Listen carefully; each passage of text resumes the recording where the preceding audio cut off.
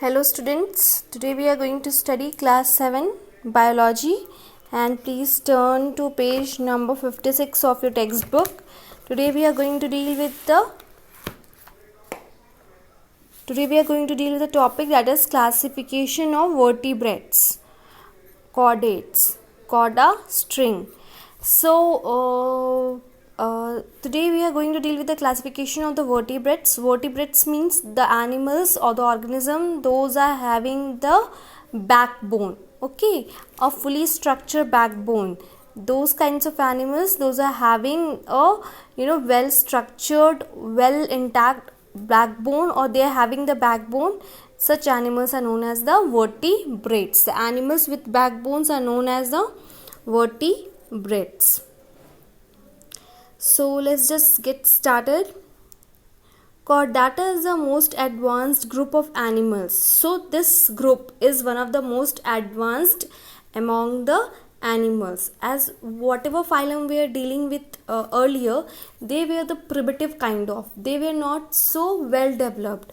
But this chordate is one of the most developed group of the animals.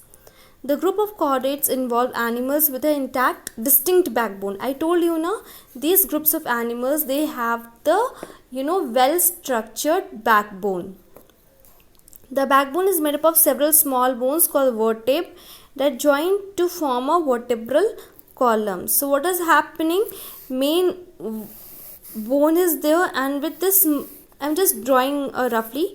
A main backbone is there, and to this bone several small bones are attached.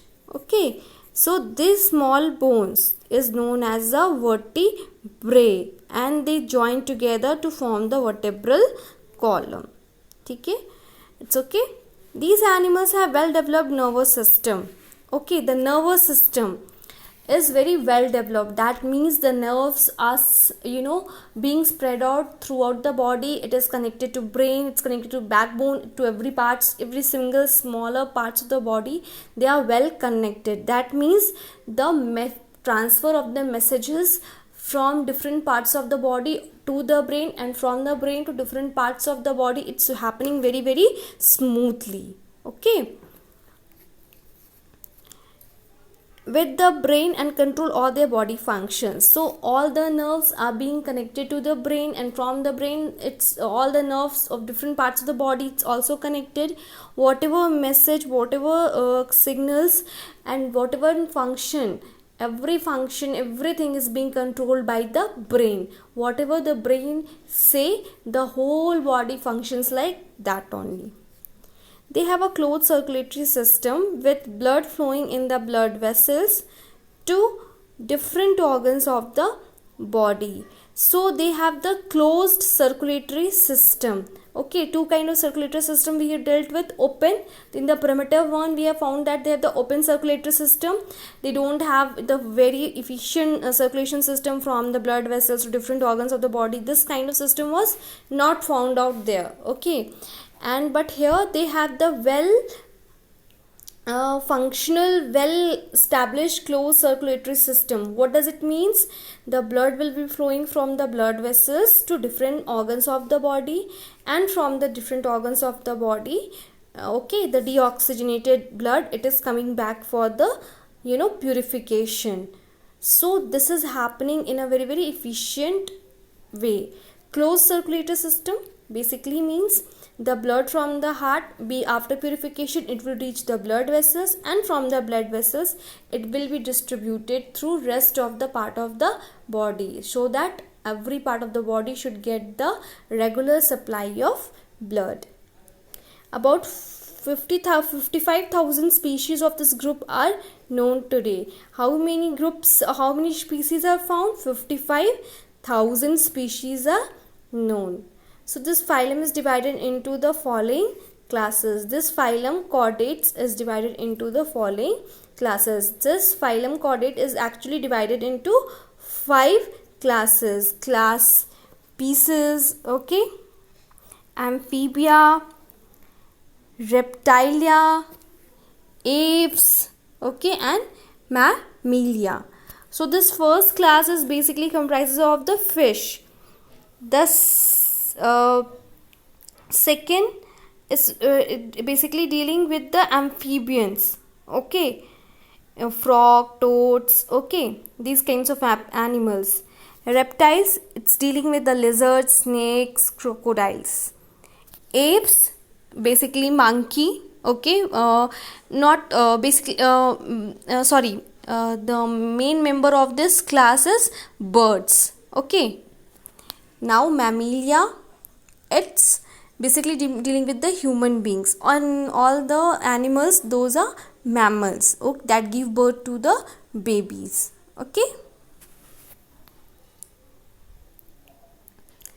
so today we are going to deal with the first class. It is class pieces, that comprises of the fish. In the Latin, this word is of Latin derivation. It has been derived from a Latin word, and it simply means fish. So coming to the first point, marine fishes with complete cartilaginous endoskeletons. So basically they are found in the sea areas, sea, ocean, this kind of water resources where there is salt concentration in the water, and has cartilaginous endoskeletons.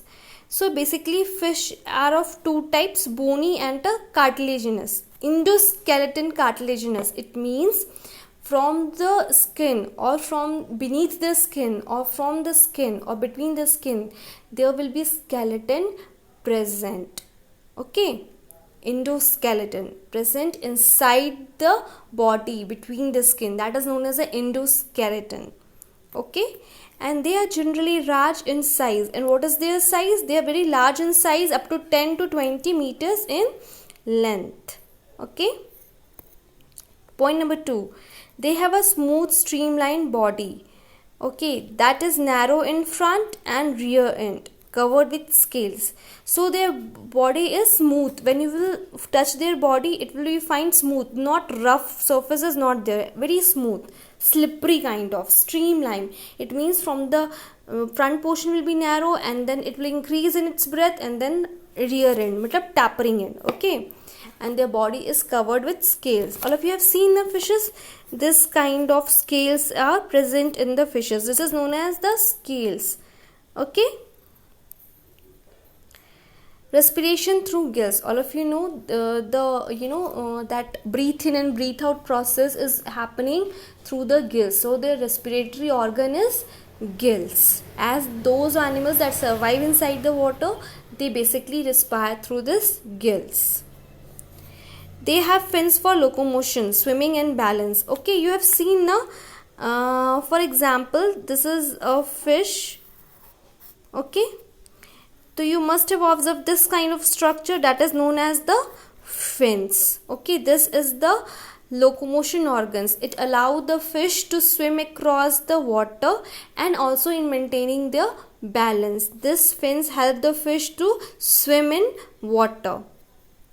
Heart is two-chambered. Okay, what does it means? Heart can be of two-chambered, three-chambered heart, or four-chambered heart. So what does it mean?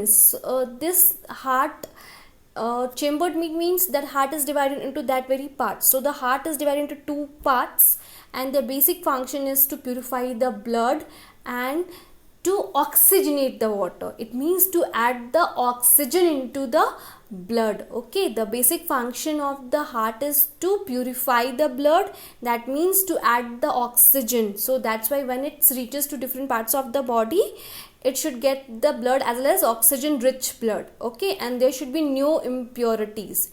Okay, pure blood should reach to every parts of the body, oxygenated blood.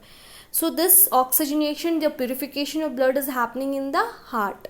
So what is happening in this, through as the blood reaches here, it reaches to the gills, it's being oxygenated, oxygen is being added over there, and then it's distributed to rest of the parts of the fish. So in every cycle, only one time the blood will be reaching for the oxygenation, and then it will be circulated to different parts of the body of the fish. They are cold-blooded animals. So what does this cold-blooded means? It means the animals or the organism that are able to adjust their body temperature according to the environment. Okay, if it's they have some conditions, they have some adaptation to adapt according to the environment. Okay, their body temperature will be also changed with respect to the environment.